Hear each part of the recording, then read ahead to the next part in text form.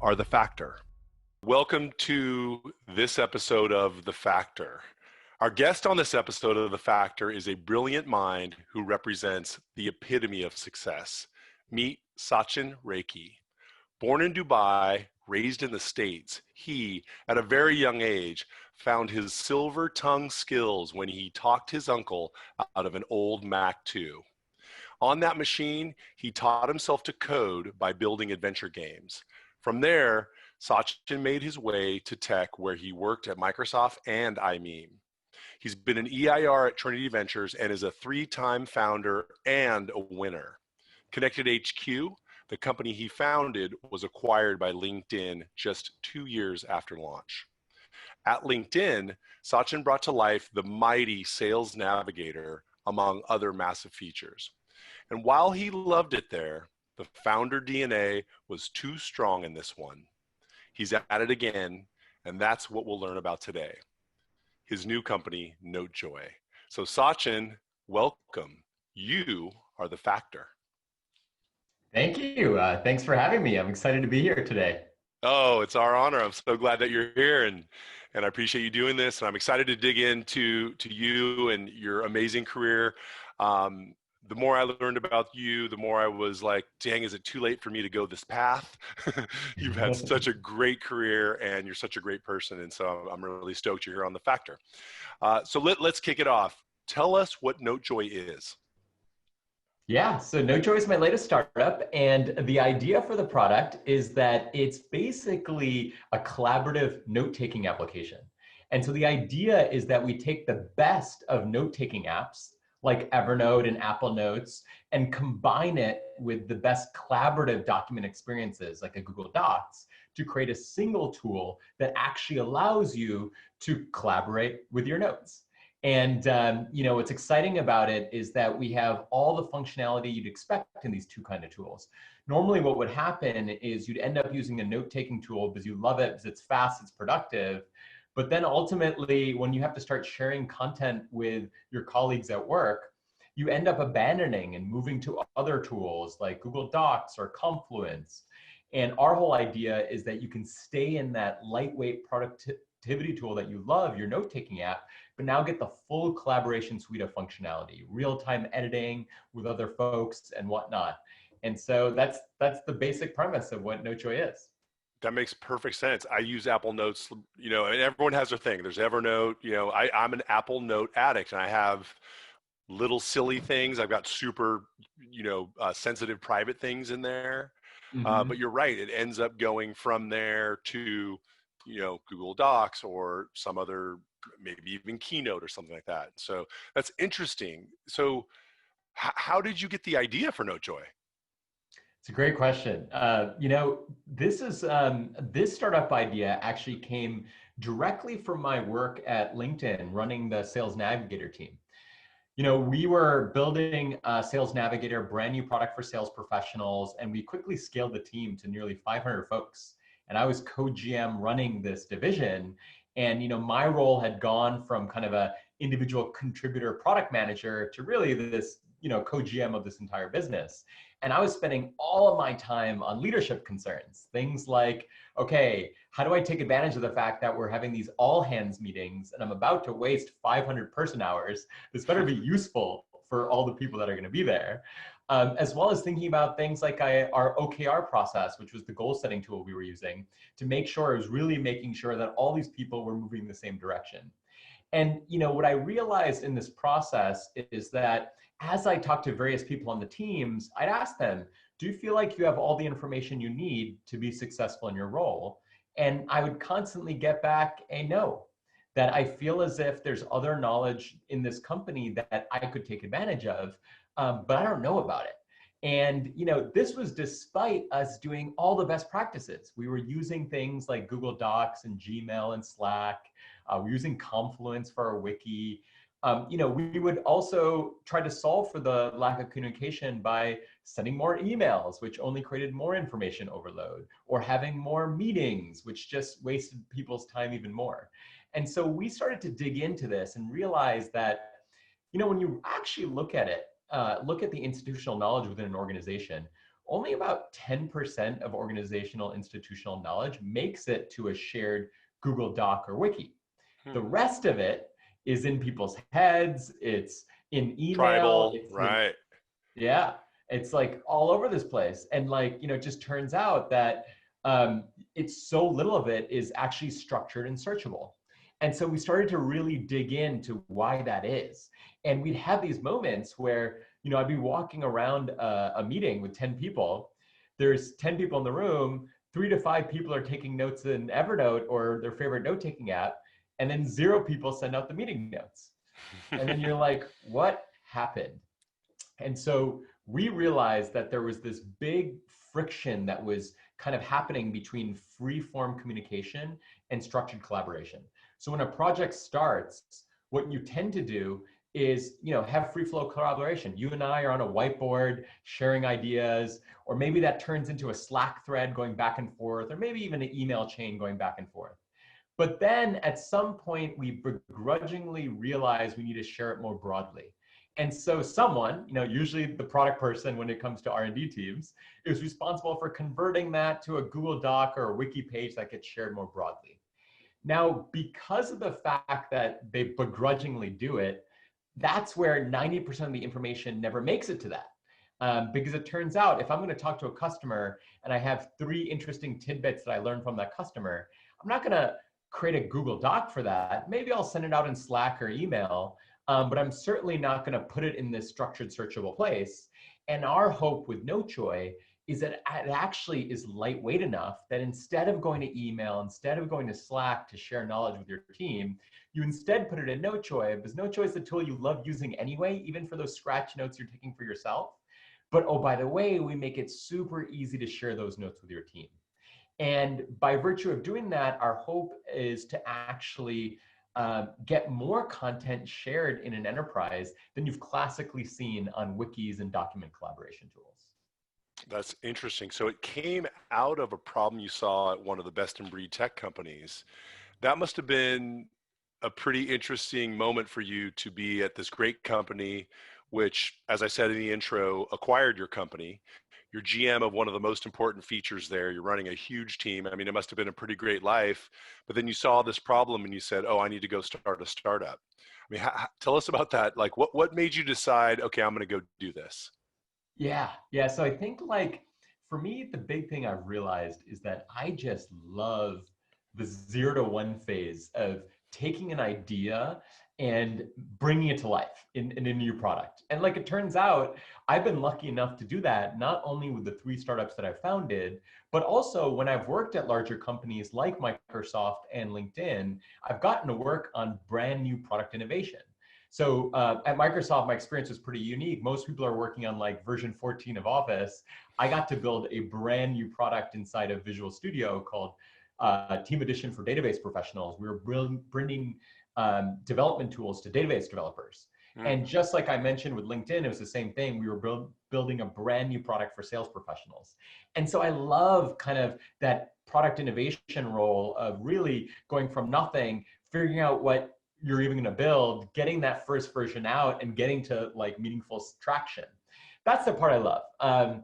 When it gets to the point of like, okay, now we're like iterating building and launching V2, V3, or just incrementally adding features, I start to get a little bored. And that's sort of like kind of, where we were getting to with Sales Navigator. We had such a great success with V1. And, I was prepared to sign up for V2, but then this idea sort of just constantly became what I just found myself thinking about. And I realized there's an opportunity to once again go from 0 to 1 in kind of this phase. And I think it's one of these really important things for everyone to understand about themselves, kind of what gives them energy and like what do they personally get excited about. Because you're right, like things were going really well at LinkedIn, and it's a tough place to leave given the success I'd had with the product, and I could have continued to build new products even at LinkedIn. But I knew what I missed was getting back to the nuts and bolts of building, and actually like running a large team while it was rewarding was less important to me than getting back at it and building from the ground up. And so I was excited to do that with Notejoy. Yeah. No, it is a DNA of founders like us that we just continually are drawn back to that because it is so fulfilling. You're exactly right. That's cool. So, really interesting that Notejoy is solving this problem that you saw. Is the target customer two-person startup teams? Is it companies as big as LinkedIn? Is it anybody who's using Notejoy? Like, tell us about who's the customer of Notejoy. Maybe tell me a little bit about the traction of the company as well. Like, what phase are you in right now? And then I would love to hear even just a single customer story of how somebody's using it successfully. Yeah. So when we started thinking about Notejoy, we thought about building it much for the kinds of teams that we'd worked at, mainly tech startups. We thought that a lot of them would have these similar challenges. Obviously, we knew that we couldn't initially go to large companies because it's often difficult to sell directly to them as a young startup. But we thought, let's go to 50 to 100-person tech startups and help them with the same kind of challenges that we were seeing on a regular basis. And so that's the initial market we launched to. And we have a bunch of customers that look exactly like that. To share a specific story, there's a company out in New York called Connect. They're about, call it about a 50-person startup, and raised a couple rounds of funding. And they were super excited about our tool. Their CEO saw it, Karthik, and he was just passionate about this idea that he felt that he was repeating himself all the time, and feeling like people weren't leveraging the documents that they even had in Google Docs, and he Mhm. felt like there was just a lot of knowledge like falling off, and he was constantly bringing on new employees and struggling to get them up to speed, without wasting a lot of him and his team's time to do so. And so he definitely felt like there was a knowledge management problem at his company. And so he adopted Notejoy. And so what was exciting about it was we had this thesis that if we were successful, you would look in your Google Docs and you'd find like today you have like hundreds of docs in Google Docs. Our hope was that if we were successful, you'd have thousands of notes in Notejoy. Wow. And because we're convincing you to capture more than you traditionally captured in the first place. And what was fascinating about Connect is that story played out exactly. And so lots of use cases emerge for capturing content in ways that they never did before. So let me give you a couple of concrete examples. So one, it turned out the CEO was eager, Karthik, wanted the team to be able to pull their own data, to be able to ask questions about what's going on with their business and to run some queries on it. Turns out to do that, you have to know SQL. And the knowledge of SQL is all over the place. The engineers knew it really well, some of the business people not so much. And Right. so, everyone had this text file on their computer where they'd like copy and paste these queries. And what they realized was that, oh, Notejoy is a way better place to store those queries. And so they literally created a notebook called like SQL queries. And then people would just share sample queries, explain what the query does. And now it's automatically shared with everyone on the team. We even have features like thumbs up and high five, like reactions like you're used to in Slack. And so now you'll get feedback when people are checking out your queries and being like, man, you saved me a ton of time. Thanks so much. Which encourages more people to contribute their queries because they're like, wow, I guess people get value out of this. And so technically you could have put these things in Google Docs, but no one ever would, create lightweight notes and put queries in Google Docs. And so, we basically saw that as an amazing scenario where you'd never do that in traditional tools, but now they're building out this knowledge base because that's the tool they want to use as their scratch pad anyway, because it's lightweight. We have apps for every platform. We focus on speed, keyboard shortcuts, markdown, all the things that you expect from a high quality productivity app. But because we have this concept of team libraries where the notes are just shared by default with your team, you get the benefit of sharing without all the work associated with it. I And mean, so, let's go back even further. What you've done is you've created the company manuals. Remember the days of paper manuals that lived in HR and, okay, here's our manual. This is how you order things. This is how you, get a new desk. This is how you, get food in the snack room, or whatever. I mean, This is the collective open source company manual and knowledge base of its lifetime, right? I mean, Yeah, that's cool. That's cool. exactly. And more, And really. yeah, and like, other great scenarios that came up was that every company has like its internal jargon or abbreviations or code names. And so, a bunch of companies now just put that in Notejoy because our search is so good. They know that you can just search for Project Lighthouse or whatever your Yeah, code yeah, name is, yeah. and you'll quickly be scrolled to exactly that glossary note that explains what that jargon is. Right. And so that ends up being sort of kind of a really kind of fruitful scenario. Now, what was fascinating is that was the initial audience that we went after. Okay. But of course, every single time you make plans, the reality is as soon as you have customer contact, those plans are kind of changes quite a bit. And two interesting other user segments emerged for us. The first one was SMB, and I mean like true SMB, like micro SMB. So we have a lot of small organizations that are 5 to 15 people total that actually love Notejoy. So we're talking freelancers, we're talking digital agencies, Right. and law firms, like a bunch real estate brokers. And so a lot of these small firms, actually all outside of tech, actually find Notejoy to be the lightest weight way to collaborate with their team. Hmm. And they find it to be lighter weight than using kind of more traditional tools. And actually what's fascinating is some of these folks actually call Notejoy their project management tool. And we have some lightweight features there with to-do lists and whatnot.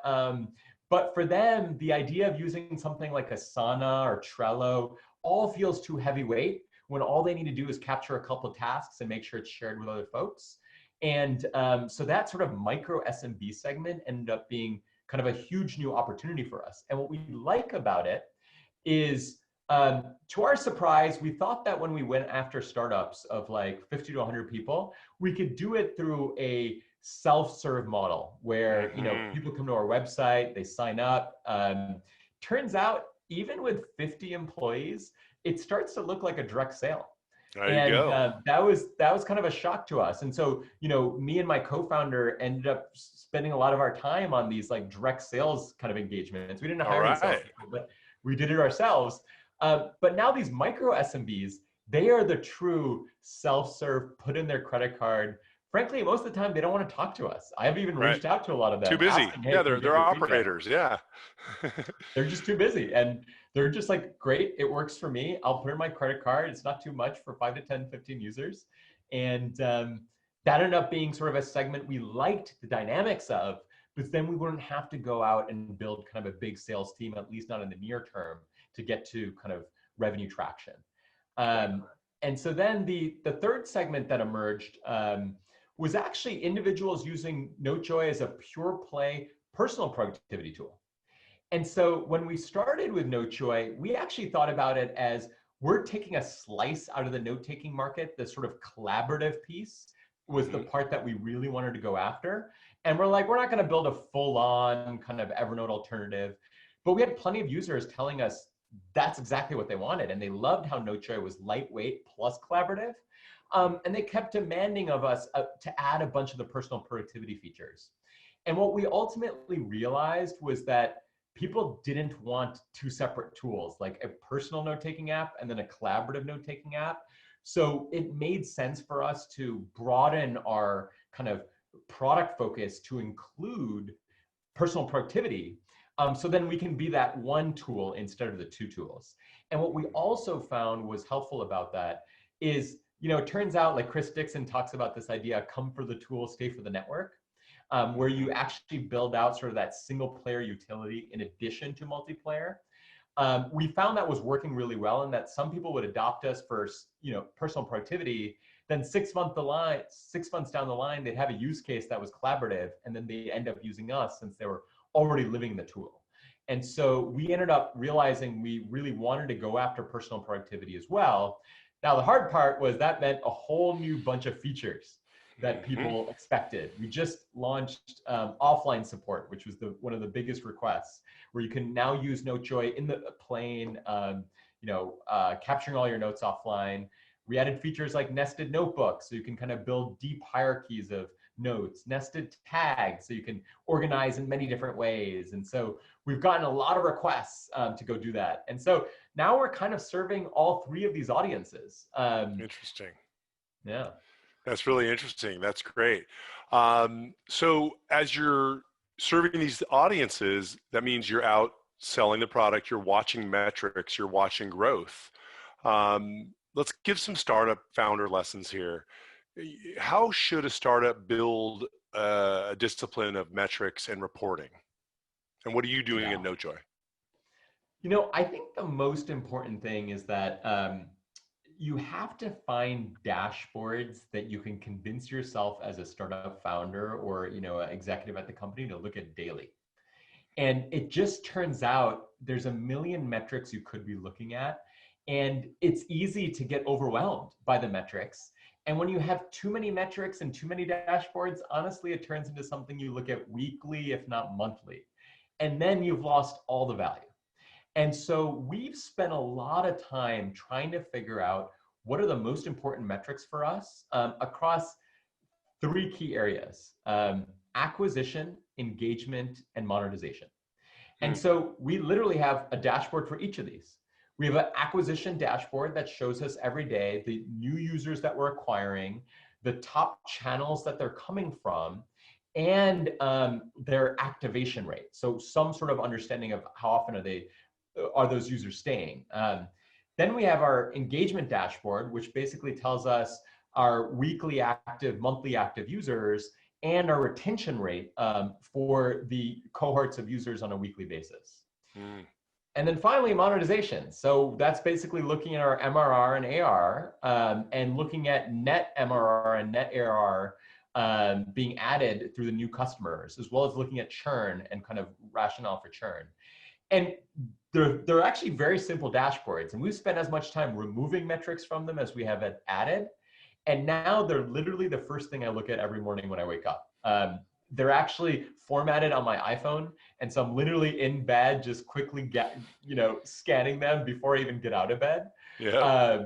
And I remember even at other companies I've worked at, we had these like really dense dashboards that again were super insightful, but I wouldn't look at them daily. And that changes the value that you get out of them. Because then you can't feel the data. You don't get an intuition for kind of what's changing and what really matters unless you're looking at it all the time.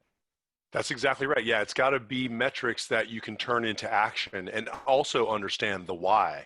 If you just have massive reams of reporting, it's data, but who's doing what with it? So that's a really great approach. I like that. That's really good. So you are a product-oriented CEO. You're a founder and CEO running this company, and growth is a key factor for the company. What do you use for growth centers? Yeah, great question. So I'd say my previous startup before Notejoy was another productivity tool called Connected. And the idea was that it brought all your contacts together in sort of a Plaxo 3.0 kind of idea. And, my co-founder and I have always been super passionate about productivity tools. But the big lesson we learned from that startup was that productivity tools are hard to grow, especially because the kind of willingness to pay ends up being, in this sort of $10 per user per month kind of ceiling on personal productivity tools. And since you're getting that on a per user basis, since you're only acquiring one user at a time, that's not much LTV or lifetime value of that customer that you can use to acquiring new customers. And so what we realized was we needed to bake something in when we think about our next startup that sort of got us out of that kind of difficult, challenging environment of just a pure play personal productivity tool. So with Notejoy, what we were excited about was it was both a productivity tool, but collaborative from day one to solve that business problem of collaboration, which meant we got a ton of benefit from virality. And that story has played out. And the key thing here is virality wasn't something we're like, okay, we need a growth channel, let's add virality. It's instead baked into what the product is. The whole point of Notejoy is that it helps you to collaborate with your team and share your notes more easily than you traditionally have been able to. And so what we're seeing now is that we get literally 50% of our signups from word of mouth. And it breaks out to about half of it is literally people kind of direct traffic coming to notejoy.com because someone told them about it or about they heard about it.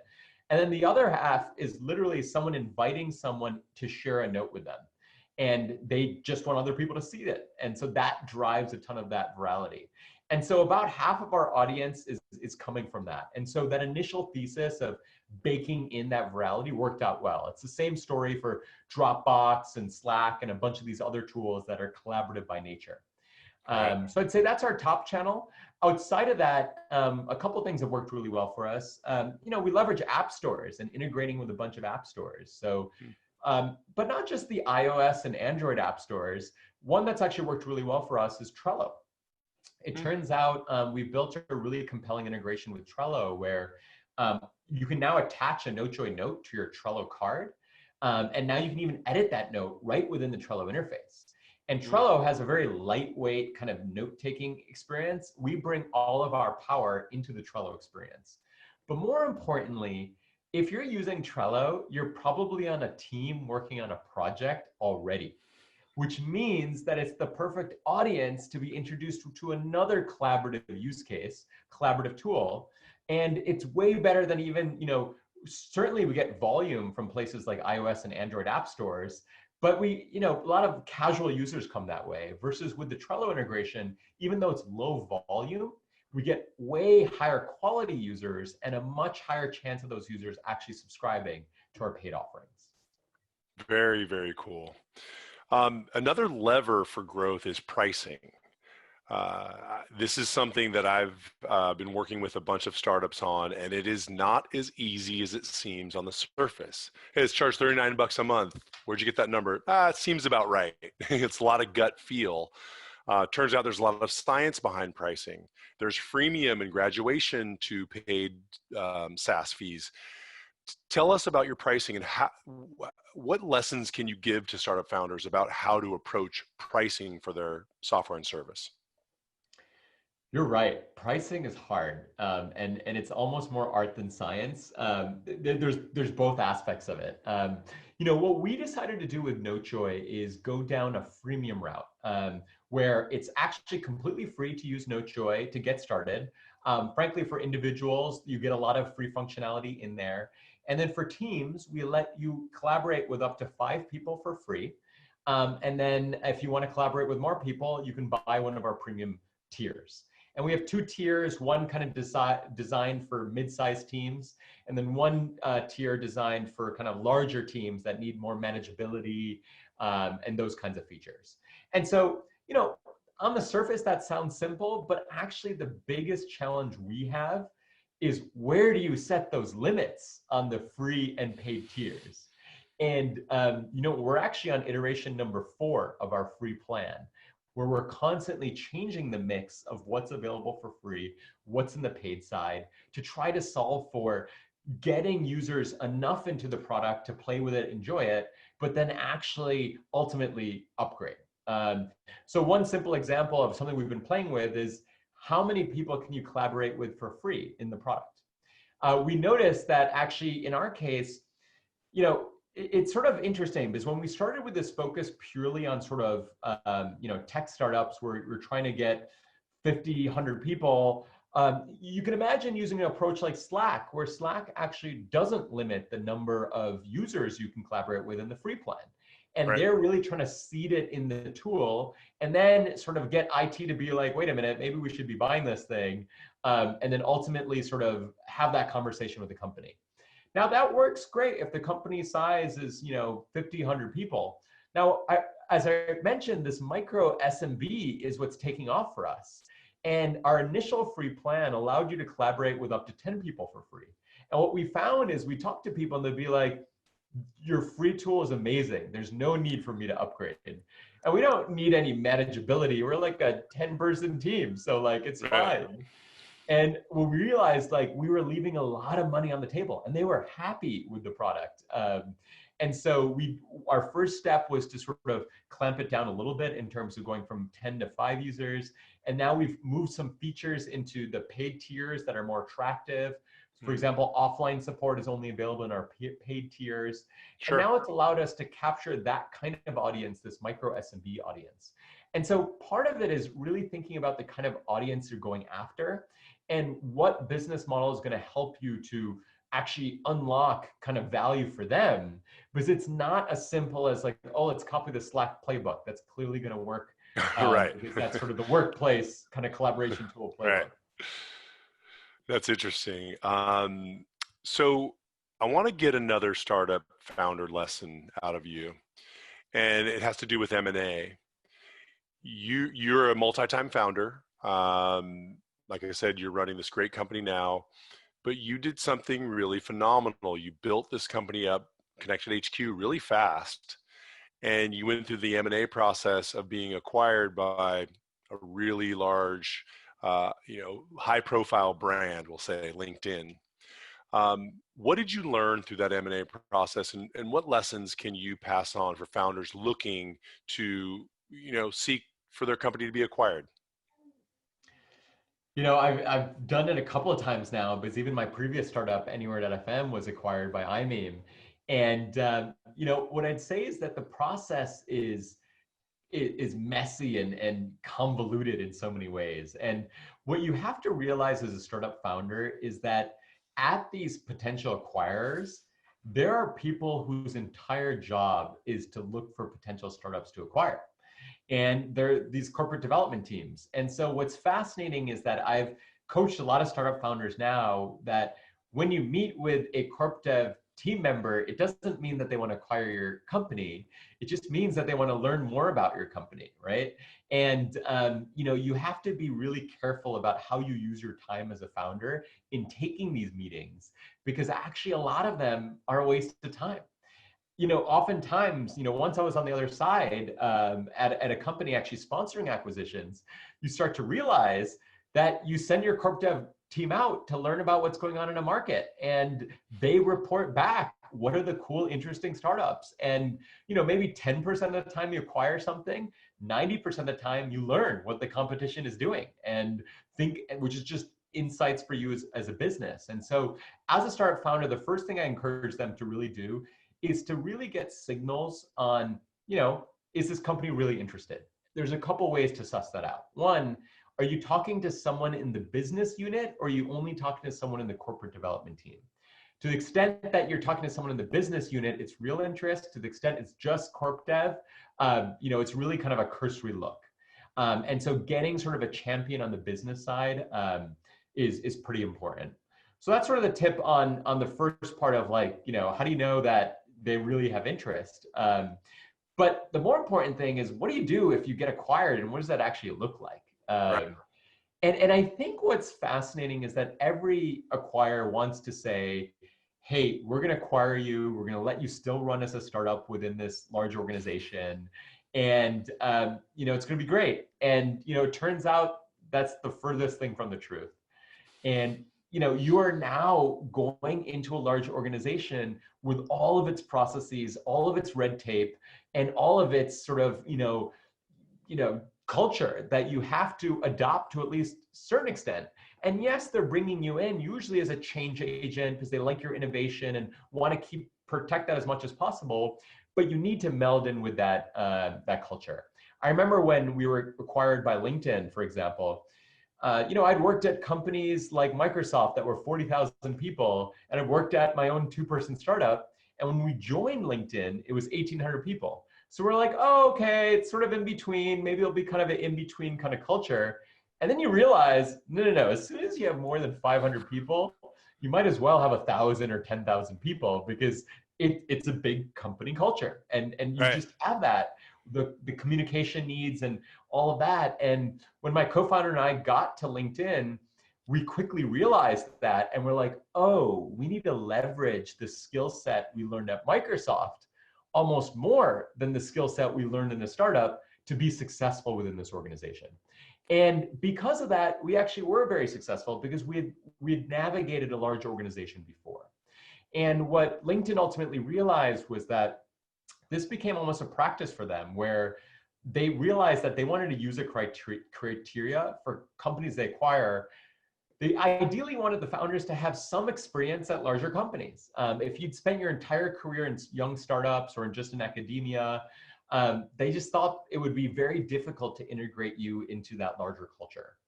And ultimately, LinkedIn actually put two other acquisitions on my team to really sort of help with that transition of, okay, how do we keep the startup DNA, but still kind of, work in a larger organization? And what that meant was I spent a lot of my time on executive management, um, keeping all the key stakeholders excited about what we're doing, and then tried to shield my team so that they could keep moving fast as quickly as possible. And so then I kind of dealt kind of with the brunt of the corporate overhead, which was necessary to get resources and to actually, evangelize what we were building inside the company. And so it's really important to realize that that is inevitably what's going to happen when you have an acquisition. And you have to be prepared for that, but also know how to navigate that, and not sort of kind of think it's going to be a pipe dream of continuing to run your startup inside of this large organization, which never happens. And that really leads me to want to talk about culture and team building in our search for really great lessons and factors from people like you who have done it. So what are some of the things you've learned about culture, both good and bad, that you brought to your company? Yeah, so I think there's so many different aspects when we talk about culture. Like, what does culture mean, and what aspects of the company, uh, we could talk about in many different directions. I wanted to get kind of specific on product culture, so it's kind of the area that I know really well. Great. And what's fascinating is that when you look across, let's just call it tech companies, the product culture within those companies varies quite a bit. And what I've found is that there's generally like four predominant cultures within product organizations. One is engineering driven. Think Google, like they leverage the fact that they've invented new technology and now are going to bring it to bear in something like Gmail or Google Maps or whatever it might be. Then you have sales-driven companies like Salesforce, where they're so effective at a sales machine that that sales machine drives so much of everything that they're thinking about in terms of their product and whatnot. And so that's that sales-driven culture. And then you have data-driven cultures. Like, we all know these companies like Facebook, where it turns out whether you're going to ramp a feature or not is purely based on the results of an A/B test that have been very carefully set up from day one to really decide whether the data supports the launch of this feature. And so there's lots of data-driven companies. And then finally, design-driven companies. And so you think about, obviously, companies like Apple, but even like Airbnb, that really focus on kind of the design aspects of the product as the focal point. Now, when you think about these four different product cultures, it's not like every company is just one or the other. Usually you have a primary and a secondary culture, but you almost always have a predominant culture, which is what in the end drives a contentious decision. Design driven and data driven is a great example. If in the end the metrics always win, you have a data driven culture. If, for example, there's room for someone to overrule based on the design and what they believe is the right customer experience, even if it has a short-term metric hit, you're clearly a design-driven company. Now, when I thought about the culture we wanted to create at Notejoy, we really thought about what was most appropriate for the space and the problem we're going after. With Notejoy, we knew a lot of it was UX challenges with the existing suite of tools that people were using were really kind of the thing we needed to solve to have any chance at building something that people would use. And so we really thought about how could we build a design-centric product culture from day one. And that's been kind of the key guiding force for us in thinking about, like, how do we actually kind of make our decisions. Now, I'd say our secondary trait is definitely data-driven, in that, we certainly run A/B tests on our homepage and whatnot. But I'd say most of our product roadmap is driven kind of purely based on an understanding of what our customer needs and really trying to create a process to accomplish that. So that's how I think about kind of the kind of four product cultures. The other thing I'd add is that we always wanted to be a customer obsessed organization, but we wanted to mean it, right? And like so many people say it, but they don't really have anything actionable that makes them customer obsessed. And so we've really developed kind of a whole systematic approach of having this continuous feedback loop from our customers. And so we have two key components of it. We have a feedback river where we're constantly getting real-time feedback from our customers continuously. We've actually implemented it as a Slack channel, so I can open it up at any time, and I can see anything from tweets mentioning Notejoy to NPS survey results showing what score they gave us and why, to a user canceled, what was their cancellation reason, either for their subscription or just for their account in general, to even like customer service requests. One cool one we even have there is help search queries. Because if you're searching for something in help, it means that you're not doing a good job of explaining the feature if it needs to show up that way. And so that ends up being a way where we're constantly inundated with customer feedback, not just a quarterly user research study that we do, but something where we've instrumented an entire system. So feedback is being pulled in all the time and you're being beaten over the head with it. That like when customers are having bugs, oh boy, you feel it. Because it's being reported from a million directions. And so that was sort of like a way that we went about kind of making customer centricity like a part of our process, as opposed to something we just say. That's a brilliant, brilliant perspective. Okay, now we are going to move on to a part of the show that is really, really fun. It's called The Straight Dope. And we have welcome our founder guest, Mike Jones. Mike Jones, how you doing? Hey guys. You're in the house. Hey, how's it going? You're I'm coming back. in from Minneapolis. You're back. Hey, it's 2020. I was just saying you got another taste of 2020. Yeah, that's right. But don't sweat it. Don't sweat it. So this is a really fun part of the factor. We have with us our special guest today is Sachin Rekhi. Sachin is a 3-time founder. He sold 2 of his companies, one to iMeme, one to LinkedIn. He's built huge products like LinkedIn Sales Navigator and so on, and now has a company called Notejoy. So you've got a great audience there of an actual founder. And we have an investor here from Sparrow Ventures. Meet Brandon Walker. Brandon's an associate at Sparrow Ventures, working on the deal team. And in this part of the show, my friends, Mike's going to give us a pitch. He's got 3 minutes. And I know Brandon's got a meeting coming up here. So, Mike, you got to really rock it in 3 minutes to tell us all about Alchemy 365. Oh, and you're actually going to get a little bonus here because we have investor number 3 hitting us in the name of Jonathan Kroll here, venture investor from Sparrow Ventures here as well. So, Mike, you have 3 minutes. I see you're sharing your screen, and that's working out just fine. I'm going to start the watch on a countdown, and then I'll cut you off at 3 minutes. And then you're going to get honest, true feedback from our panel of investors. Are you ready, Mike? Ready to go. All right, in 3, 2, 1. Take it away, Alchemy 365. Thanks, guys. Nice to see you all. Thanks for your patience. My name is Mike Jones with Alchemy 365. I founded this company in Minneapolis in 2015. Prior to that, I was a Marine Corps infantry officer and business school at Georgetown, and I founded the first CrossFit gyms in Minneapolis and St. Paul. I built those businesses and sold them in order to focus solely on Alchemy 365 once we launched it. What we do is we offer a blended fitness concept in the boutique space in studios and online that blends strength training, conditioning, and yoga into one unique class format. We use our own proprietary tool that we invented called the Torpedo, which is in this video right here, which is a combo dumbbell, kettlebell, barbell that we use in our studios and in our at-home business. Our brand is our real differentiator. We have a 77 net promoter score, which is best in class. We have a low churn rate, 5% in our studios, less than 2% in our online business, which is new. this whole category is really around brand. And when we're entering this now digital space, and then after COVID will be digital and growing studios again. The players that have real brands that resonate with real people are really the ones that are going to be able to capture the opportunity in this marketplace, which is really fragmented and growing really fast.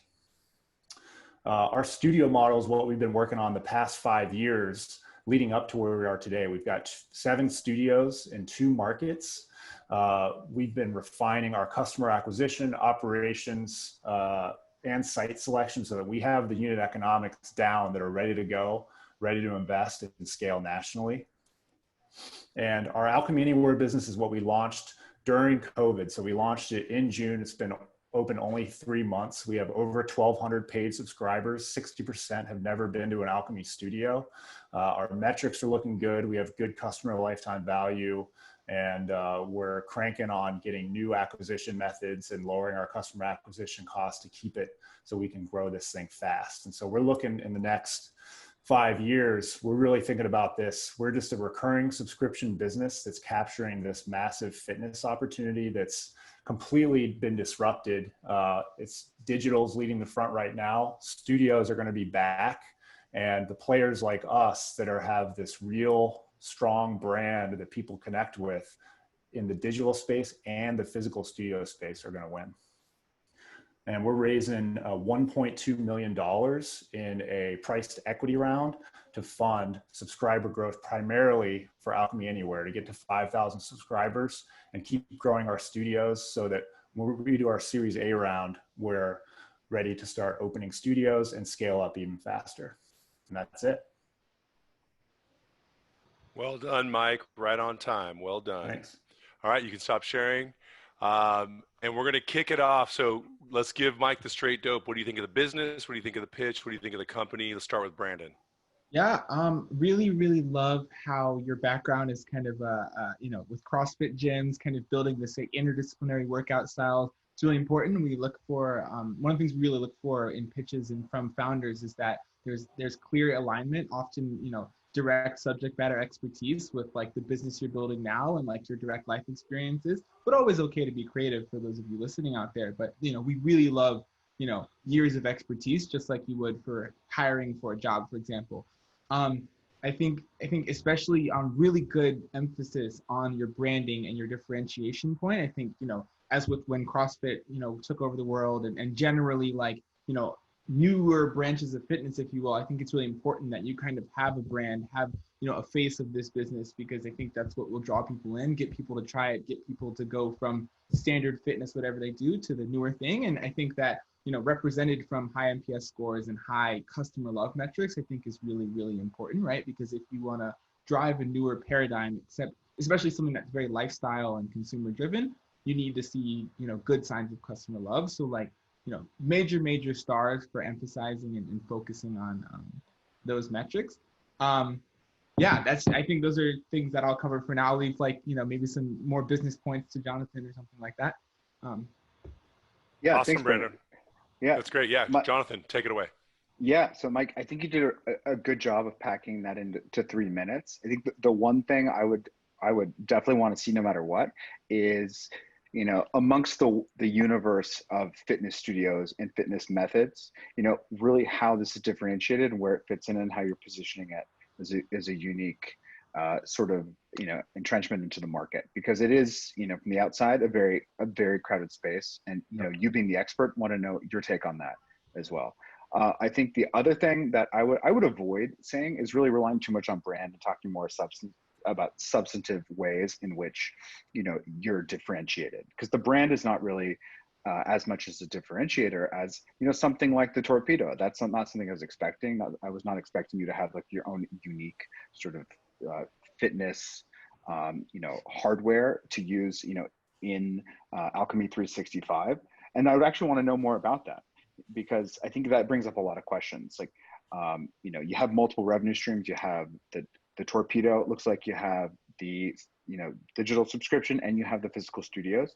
So that brings up, a ton of questions. I want to know, really which of those revenue streams is the most, fast growth and perhaps is the most like cash generating for you? Because I think on one hand, it could be a little bit of a confusing strategy. You're doing, you know, all of those three things at once. But on the other hand, if there's a way that there's like synergistically fit together, I'd also want to know that too. Because obviously with digital, you could be, you know, lowering your CAC by acquiring the customers you already have who are members of your physical studios. Or it could be the opposite, right? You could be just overcoming inertia with digital and going after a totally different segment. So at the same time, like with the torpedo, is like, is that something that should be on like QVC? Is something you should be like doubling or tripling down on because it's, you know, so much more effective than the devices it competes with, and you know, so much higher margin. I don't know. I mean, and granted, a lot of these questions stem from the fact that you had 3 minutes and you have to get to like not only overview of your business, but then like for everyone's going to have different specific questions they want answered. But I think those are just the things in my mind in general. If you were pitching me, I'd want to know. Great feedback, Sachin. I wanted to echo what Brandon said in that I love your background on this. You know, I love seeing people who are passionate about the space, experts in kind of it, taking on interesting new challenges, and that's awesome to see. On the branding side, what's interesting is, you know, like I might even try to emphasize different metrics. You know, you talked about customer love in terms of NPS, but like the key thing with branding these days is sort of the growth of the brand. Beyond even just this idea of how happy are your existing customers, right? So you started to allude to it. You showed, you know, an Instagram story with a ton of comments and likes, which is awesome. But I'd almost want to know, for example, how quickly are you growing your following on social media? As sort of an understanding of not only do you have a brand with a niche audience, but you've convinced us that you can grow that very quickly by leveraging ideally unique, you know, access to these new social media channels and really using that as amplifiers. And so I try to find a way to really make us feel like the brand really is a differentiator, because just pure play NPS could be easily done with a very small audience. And who knows whether this could be the next Peloton, P90X, you know, all of these like brands that like really have really made brand work. But there's sort of still a question on whether you are seeing those early traction metrics or not. The second thing I'll mention is, you know, I'm inherently skeptical about this dual online offline strategy. And I know you're coming from sort of the offline world and dealing with the realities of COVID being online. And so I love that you've quickly adapted the business, which is fantastic.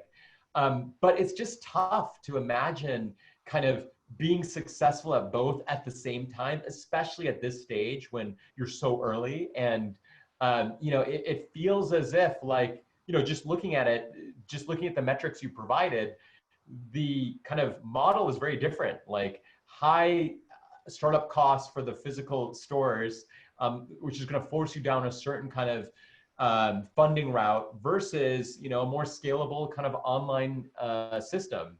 And I would make the hard trade-off in the short term, at least where your real focus is, because either of those businesses is incredibly difficult to do with limited resources, especially with kind of the limited resources you're talking about for kind of the next round, and really trying to focus that business, and then, you know, maybe allowing it to kind of grow over time into that other opportunity.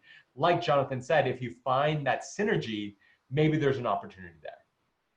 Oh, and just to Well add one more said. thing, and I'm not sure if I just missed it or not. You know, you mentioned you're raising 1.2 million, and I really appreciate, by the way, that you had your kind of flow chart or kind of grid chart where you had like, you know, CAC and you know, acquisition costs and gross margins, stuff like that's a really good thing, because, you know, it's always good to see numbers. When you do the slide for the ask, right, I'm raising 1.2 million dollars.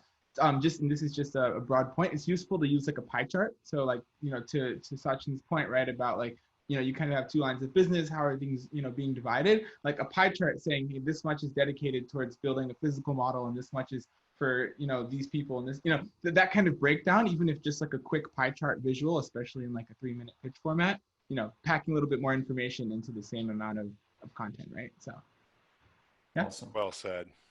Well said. Okay, Mike, there you go. You got the straight dope. This is great feedback from people who listen to founder pitches for a living all day long, 7 days a week.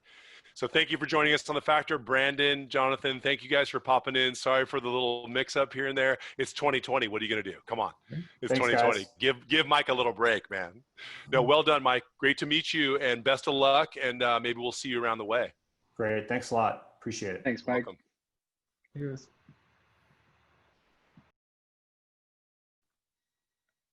All right. Cool. Oh, Jonathan's going to hang with us? Oh, No, you I can gotta stay on The sign off. Factor, Jonathan. You got some questions for Sachin? No, I think I already peppered Sachin earlier. Oh, Yeah. you did? Okay, on the first round. Well, cool. Yeah. Thank you All for right, take joining, care. Jonathan. Appreciate you. All right. Cool, man. Hey, thanks for doing that. That's really great, and it means a lot to the founder, and you know what that feels like. So I have a couple more questions for you, and then we're going to move into our final section. Notejoy is for teams, and I'd love you to share your philosophy for building a great team. Yeah, so I think, when it comes to teams, I think there's nothing more important than relationships. And I think that investing heavily in kind of building out like rapport in those relationships is so important. I remember, when I was at LinkedIn leading my product team there, I'd start to see my product managers kind of spending most of their time going back and forth with their engineers on Jira, our ticket tracking system. And I'd be seeing these like 15 comments back and forth. And, I was telling my PM, I'm like, man, you just got to get up and go talk to the engineer, right? Like we can short circuit all of this stuff. And, frankly, it's the thing I miss most about being in the office environment, because you have that ability to do that. But I tell them it's important to kind of build that rapport directly and not do it through the official systems, even though we've built all of this infrastructure so it's documented and whatnot. Like that's good, but there's no replacement for the rapport. And ideally, you want to be to the point where you have a relationship with your engineer where, you come in the morning, they see you and they come grab you and be like, check what I built. They show it to you at their desk. And then you're like, this is awesome. Oh, by the way, it'd be even more awesome if we could do this. And you get that very organic relationship that ultimately results in them being excited to show you what they're working on, as opposed to dreading, for example, like, oh, he's just going to give me a bunch of feedback that I'm going to have to go fix. And that's just a very specific example in engineering and product, but it's this idea that I think some people try to make, especially when you're coming from kind of a analytical background, these systems to solve for everything within the organization. But you realize that relationships and rapport ends up being the thing that you can't systematize. And actually, it's one of these things that I learned, I'd say the hard way early on in my kind of career building teams, where I used to not focus on things like team morale events and happy hours and whatnot, and always just think like, those aren't culture, that's just a waste of time. And the big thing I realized I was missing was this idea of building rapport is so important. And you can only do it in those informal settings. It doesn't work out in an all hands meeting or these other kind of work related meetings to be able to create that rapport. And now I'm the first to advocate, have we had our quarterly offsite? Like, and have we created enough time in that offsite where it's just free time to get to know people, as opposed to like scheduled time? And so I think relationships is sort of the hardest part of kind of building a great team. And, I think there's a lot of discussion now about diversity and how important that is to building out a team. And I think that the challenge that people run into is that if you are going to bring on diversity, you have to allow the teams to get to know each other in a deep way. And that ends up being super important. So I'd say that's the biggest thing I overemphasize compared to kind of traditional folks who think about what a team is all about. No, it's well said. It's the human side. And you're right. A lot of people, especially in the Valley, we reward that tenacious work and all the productivity, right? But you can't forget the human side of it. And it's not just junky nonsense of having a beer. You're going to get to know people. So that's really well said. I like that perspective. You have a great website. And by the way, anybody watching the show, please go check out Sachin's website. Brilliant writing. a lot of writing. But what I really dug the most, I should say the most, but one of the things I dug the most was that every 3 or 4 entries was a really great book review. And there's lots of books. But what would be really cool is give the startup founders out there 2 to 3 must reads and tell us why those are your must reads. The first one I always recommend is The Score Takes Care of Itself by Bill Walsh. And, Bill Walsh from the 49ers actually has a lot to teach us about even running a tech company, which is kind of an amazing kind of analogy. But, we've gotten caught up in the valley with this idea of goal setting. We use OKRs, objective and key results, initially from kind of Intel and these other companies like Google that do it quite a bit, and really sort of have created this mantra narrative around great leaders set the accountability and then get out of the way and make sure they let their team kind of thrive and do whatever they need to accomplish the goals that you've agreed on. I've come to realize, just as Bill Walsh has, that's far too simplistic a way of thinking about leadership. And frankly, it's abdicating your responsibility as a leader to go do that. Now, the key thing is the reason we say that's the way to do in the Valley is because we've all dealt with that micromanager, which is kind of terrible and not a great experience for an employee. But Bill tells us there's a better way. And that better way is what this book is all about. He talks about this concept of the standard of performance. And it's this idea that he has documented in detail for every player and every position they play on the field, what it means to do that position well. And he then actually has this scorecard that he runs drills on with each of these players to understand where their deficiencies are, and then comes up with drills to improve their performance on those specific things. What's remarkable about Bill is he did this not just for the players, he did this for his coaches, he even did this for his secretary that answered the phone, and really set this standard of performance. And what I love about it is there's parallels for any role within an organization. For example, when I was leading a PM team, there's a standard of performance for what I expect for each PM at each level.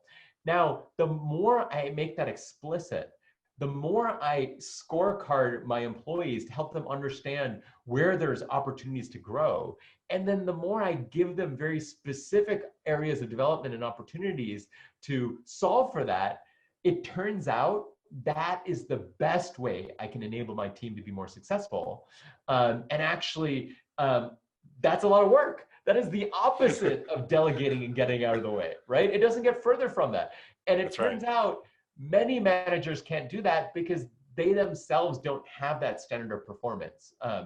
And so I think it's really important to think about this as sort of a requirement for being a great manager, but also for those aspiring to be managers, thinking about how do you build a standard of performance as an individual contributor before you actually become a manager of whatever role you're managing to really become great at it. Great one. Great one. That's amazing. All right. Well, Sachin, this discussion has been very enriching. I consider you my buddy now. So if I show up on your doorstep at 11 at night on a Friday, let me in. But I am excited to do some Notejoys with you. But before we go, this is The Factor, and we're going to play a really fun game at the very end of this show right now, where you're going to give me your gut check reaction. I know you're a brilliant mind, and I know you're very methodical, but right now I want you to let that loose. We're at the retreat, and we're all loosey-goosey, having a glass of wine, and I'm going to ask you a few things that I want to know your number one factor on, okay? Sounds good. Cool. Okay, cool. So Sachin, what's the number one factor in starting a company? The team, the people. What's the number one factor in friendships? Vulnerability. What's the number one factor in choosing a co-founder? It's a marriage, so being willing to go the long haul with them. What's the number one factor in relationships? I think wanting the best for the other person over and beyond even yourself. What's the number one factor in having kids? As a now I'm an 8-month-old, so I'm new to this.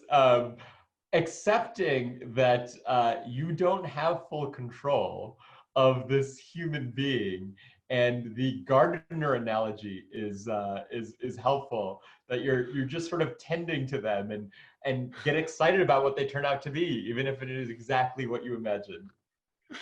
Well said. Yeah, you felt like the king of the world when you sold your company to LinkedIn. Then you go home to your 8-month-old. You're like, oh yeah, I'm nothing. Well Exactly. said. Okay, Sachin, what's the number one factor in communication? Clarity of thought. What's the number one factor in dealing with your investors? I'd say, making it clear roles and expectations. I think investors too often, you know, uh, ha- don't have very clear understanding of what the founders expect from them. So making that clear is helpful. And what's the number one factor in living a fulfilling life? Self-awareness and knowing really what you care about more than anything else. And finally, what's the number one factor in unlocking a person's full potential? Hmm. Uh, I got to go with the same answer. Self-awareness, really understanding what you care about and what's important to you. I Sounds appreciate that, but simple, but it's hard to do. it is, and I was teeing that up because that's Notejoy. I was giving you the chance to say to unlock your full potential, get Notejoy. Exactly, That was the true. salesman in me. The salesman in me was doing that. But oh, that's cool. Well, I appreciate your honesty and your candor and your vulnerability. Appreciate all you've shared today. This is amazing. It's been a treat to talk to you. I thank you for sharing all your wisdom with everybody, and I can't wait to see what happens with Notejoy. And congratulations on the 8-month-old in your family, man. Thank you. Thank you. Cool. Look forward to getting together for a beer in real life post-COVID. Awesome. Cool.